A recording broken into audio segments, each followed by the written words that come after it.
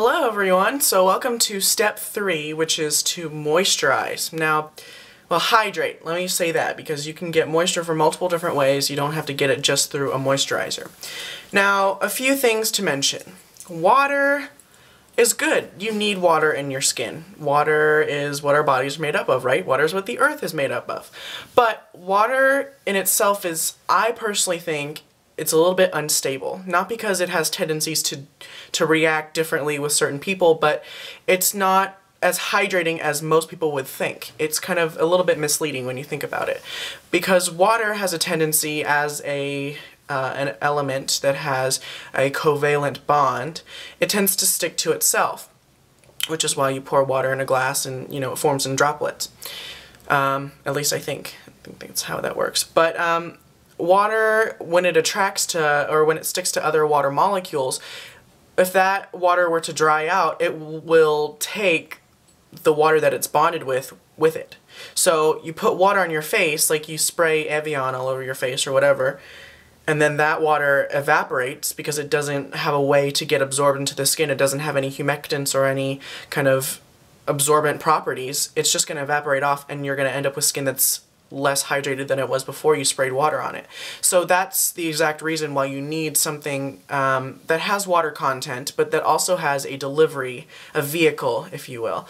And those are going to be in your humectants: hyaluronic acid, sweet almond oil, let's see what else. There's aloe vera, there is glycerin is one of the most common ones. It's usually vegetable now. People are getting kind of about it. And there's many, honey is another one. It's also an antibacterial. But a lot of these things, and there's many humectants, but what you're just going to want to make sure that you do is include those humectants in your moisturizing routine, because that will help to deliver the water and any other helpful beneficial ingredients or properties that it has into the skin, because it allows it to be absorbed more easily, if at all. You know, sometimes water just won't get absorbed.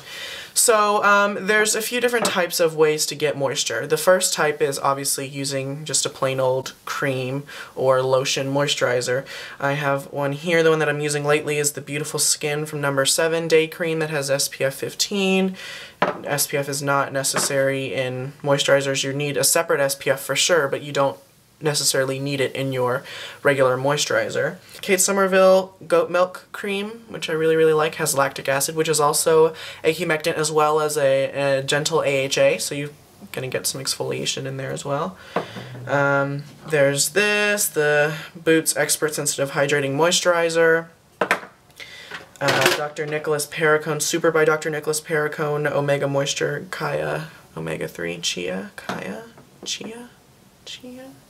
The standard CeraVe moisturizing lotion, which I'm a big fan of. There's also, you know, there's day and night creams, but the only difference is SPF. Technically, you can use a night cream during the day, and you can use a day cream without SPF at night. But anything that says it's a day cream that doesn't have SPF, it's like, what's the point? You're just buying a regular moisturizer. So don't buy into that kind of marketing technique, because all you're paying for is sunscreen. Which, that being said, you can use night creams during the day, but you can't use day creams during the night, because sunscreens tend to clog pores, especially if they're mineral sunscreens, and you just don't want any of that on your face. It's not necessary. You're inside. You're in the dark.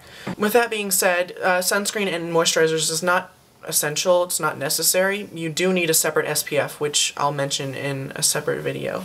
But it's something that I personally just kind of enjoy doing. Sometimes I do, sometimes I don't, but it's not something that is necessary. I just feel like if I have it, it's not a bad thing to have during the day, even if it's, because the amount of sunscreen that you need to apply in order for it to be effective and the amount of moisturizer that you need is not equal. You need way less moisturizer than you do sunscreen, but you're still getting, even if it's just 15% of the SPF rating that it says, it's still something. So, you know, and with something like a moisturizer that's going on your face anyway, it's not like you're using any extra products that you need or don't need. The main thing to keep in mind is moisturizers need to be made well. So they need to have some type of humectant, because they are a moisturizer, and you want to avoid any types of solvent alcohols like isopropyl alcohol, alcohol, denaturated, and Veronica, I can't even pronounce her last name. I'll just link her video or her the video below. She has a whole video on different types of alcohols, and it's really, really helpful, and I learned a lot from it. But, you know, a lot of times companies, it's like, why would you put alcohol in something? Like, what is the need for it? Yeah, avoid alcohols. I mean, if it's really, really low on the list and it's, you know, I wouldn't be too worried, but if it's the second ingredient right after water, then it's like, what, you're just canceling, both of those things are just going to cancel out. That being said, if there is glycerin included somewhere in the ingredients list near alcohol, I've experienced that those products aren't necessarily drying because it has the glycerin to kind of cut the effect of the alcohol, but then it's like, why include either, you know? So, but yeah, just know that if there's like, if the alcohol can be canceled out by a lot of more hydrating ingredients and more kind of emollient ingredients, then I wouldn't be too concerned about it. But if, you know, something just has water, alcohol, and, you know, something else, then it's not going to do very much for you at all. The other type of moisturizer is, our hydrating product is face oils. Now these are really popular. I have one here from Boots Botanics, which is facial oil, 100% organic. I know that the Josie Marin Argan Oil is really popular, and argan oil is supposed to, I've never personally experimented with it, but it's supposed to be really, really great for people who have dry or oily skin because it's just a really nice argan oil is a humectant, and it's supposed to, you know, give really great effects. I just personally have never ventured into it because I know that if I was going to buy argan oil, it would be somewhere like Whole Foods, where you can buy something that's not Josie Marin and pay a lot less for it for the exact same product. But I know oils are really, really popular now. I feel like it's more of an Asian beauty trend that has kind of caught on because people are so scared of oil now, and when in reality there's oils that are good for your skin. Also keep in mind of anti-humectants, which are ingredients that are often included in shampoos, conditioners, hair products because they repel moisture, so it keeps your hair frizz-free. Coconut oil is one that I remember off the top of my head, but there's quite a few anti-humectants that I'll list below that have the exact opposite properties of what humectants do, and so that's kind of just going to cancel everything out, which again proves to the point of just because something is natural and it's you know, plant-derived, doesn't mean that it's necessarily a good thing, because anti-humectants are just going to do the exact opposite of what you'd like them to do. So, and another thing is sometimes things might feel like they're being moisturized, but all they do is have kind of ingredients that sit on the surface to make your skin feel visibly, or, you know, touchably smooth, but that doesn't necessarily mean your skin has been hydrated and plumped and physically smooth. It just is more of a superficial thing. So that's something you also have to keep in mind.